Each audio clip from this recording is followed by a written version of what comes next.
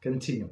If one question concerning Aggadah and the other is the inference drawn from the minor premises to major, so it's we call it Kal Vachomer, right?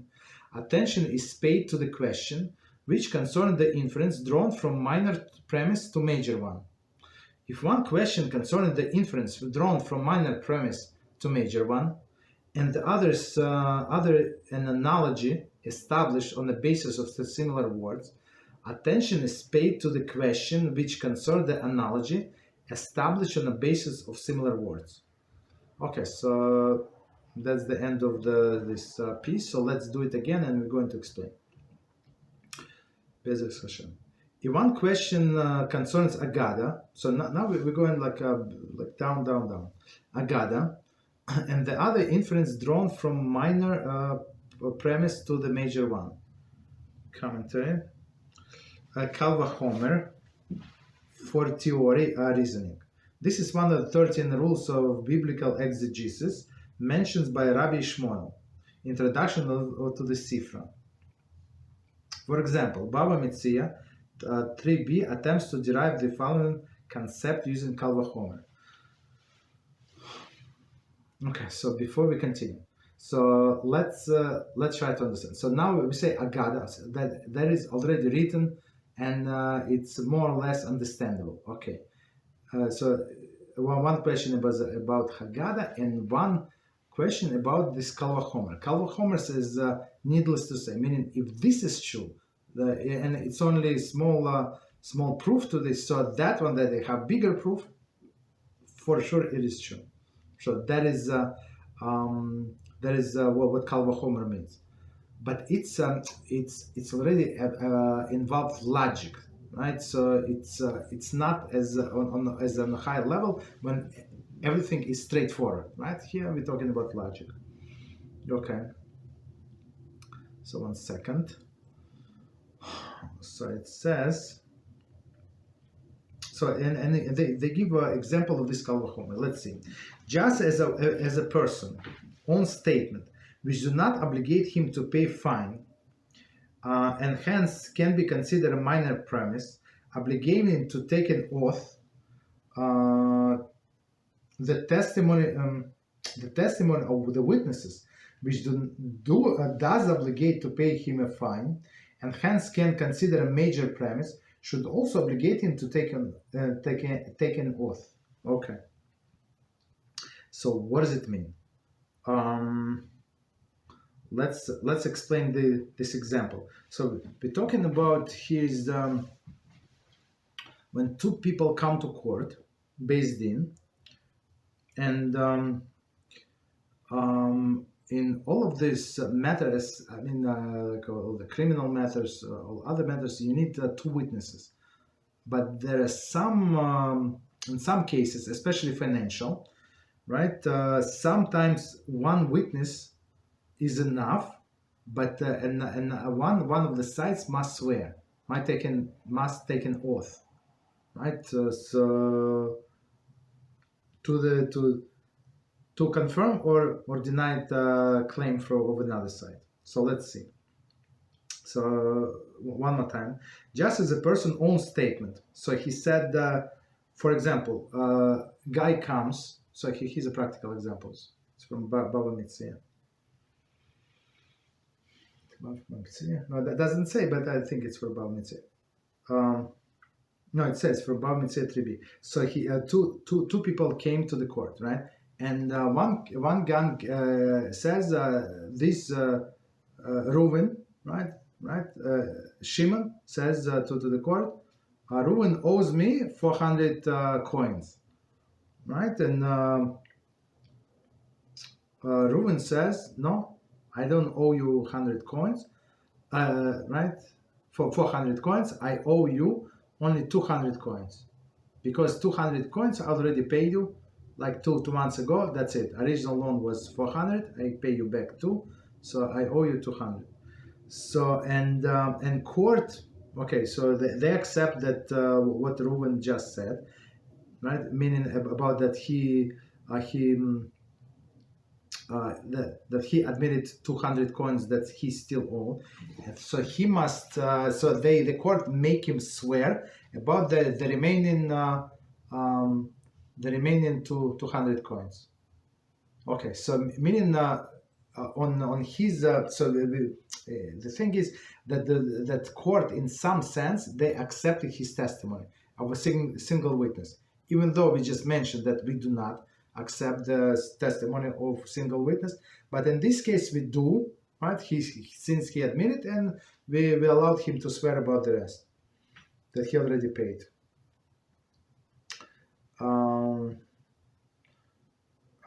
Okay, one second. And he's not obligated to pay fine. So in some things, in some cases, a person would have to pay fine. In what cases?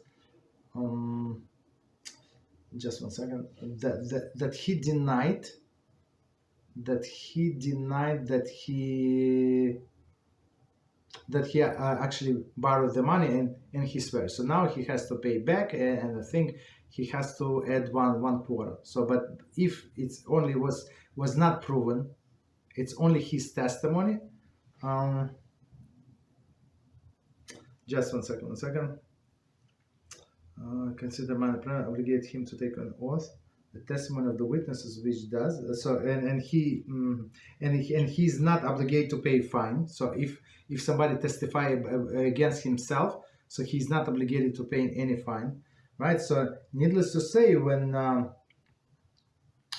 two witnesses come, right? Just one second. Consider minor premise, obligate him to take an oath, right? I apologize. One more time, the whole sentence. Just as a person's own statement, which do not obligate him to pay fine, and hence can consider a minor premise, right? Obligate him to take an oath. The testimony of the witnesses, which does obligate to pay him fine, and hence can consider major premise, should obligate him to take oath. So if he himself admitted, and he would not have to pay fine, right? So it's leniency, but he would have to take an oath. So needless to say, if two witnesses testify, so and if they say that he lied and this and that, so he would be obligated to pay fine. So needless to say, he has to take an oath. So that's from minor to major. I apologize for confusion, but that's what it is. So if this is true, needless to say, that is true. Okay, so that's Kal Vachomer. So one more time, the whole sentence. It says, if one question concerning Aggadah, so about the stories, right, Medrash, and the other inference drawn from the minor premise to the major one, which we just explained, attention is paid to the question which concerns inference drawn from minor premise to major one. Right? Why is that? Commentary, and we're going to explain. As above, though the latter subject matter is somewhat removed from the being practical guidelines for behavior, it is still in category of Halachah, as aspect of the Torah study that is related to the deed and action. So even though maybe this we're not planning to go to the Jewish court and sue somebody, or borrow money without proper witnesses or proper documentation, let's say, but you never know when this thing can come up, basically. So it's still practical, it's still oral Torah, and maybe one day the person would need to apply this knowledge. So that's why this Kal Vachomer question takes precedence over the Aggadah. Aggadah meaning that it's not as relevant to his life. So this knowledge, whatever we just explained about these witnesses, required action. That Aggadah, I mean, maybe it requires some character development, some tshuva, but here is more practical. Continue.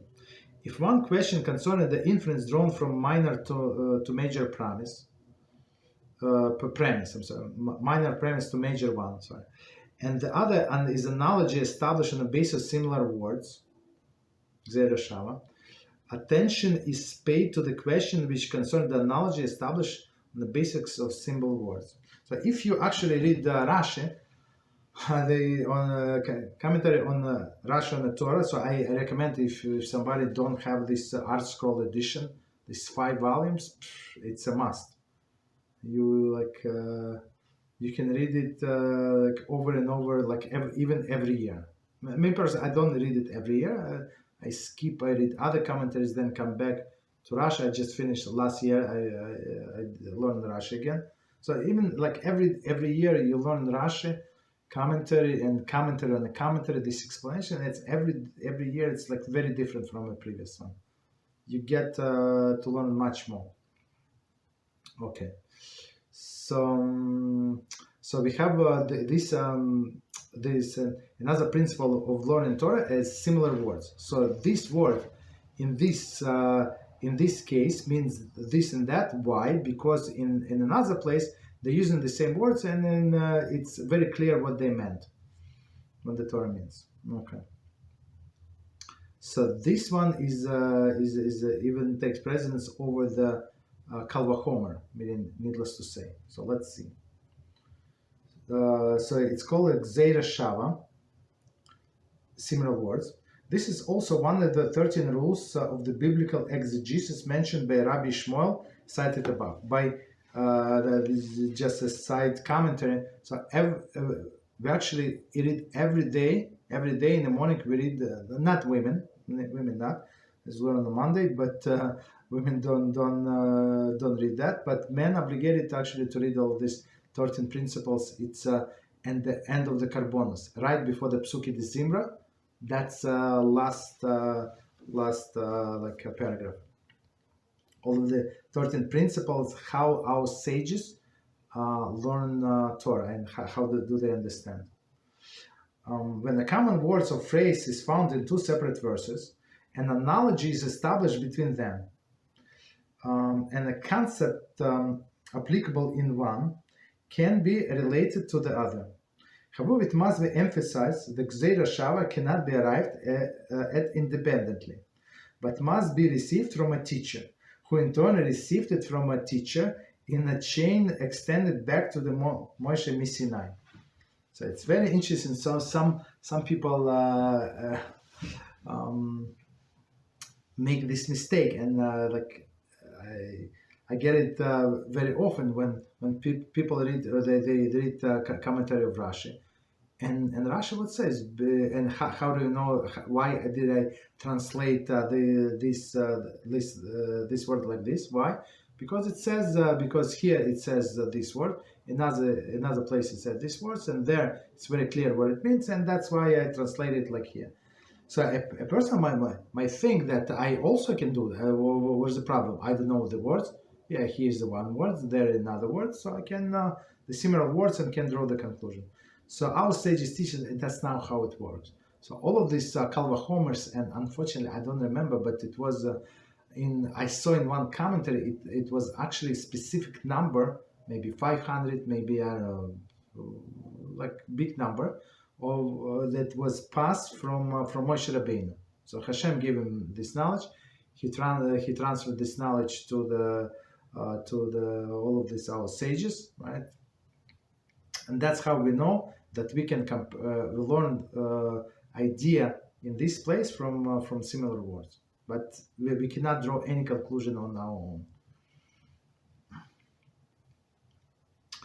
So attention is paid to the question concerning the analogy established on the basis of similar words. So they need to explain us why it's more important than needless to say. Okay, Kal Vachomer. So let's see the commentary. The Pri Hadash explained that though both of these have equal status, and both included 13 rules of biblical exegesis, precedence is given to Gezerah Shavah. Why? A person is able to derive Kal Vachomer on the basis of his own process and reasoning.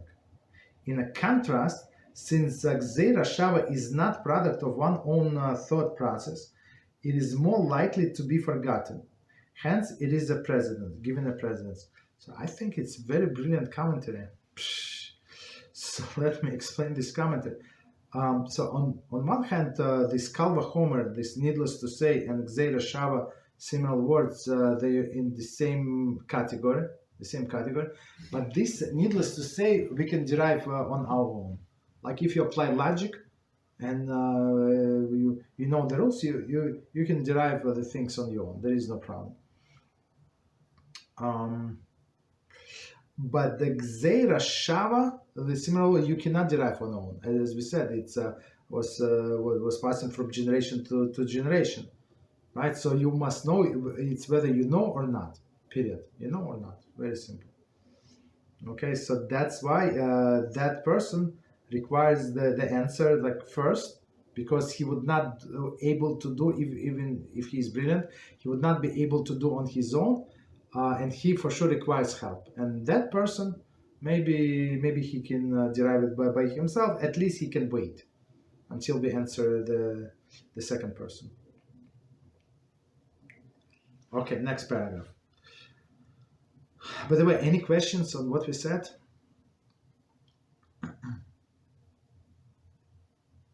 Okay, no problem. So I understand it's a lot of information, but it's maybe it does not apply to us if we're not going to answer questions. But anyway, it's a part of learning. Okay, and at least we know the gradation. What is the precedence?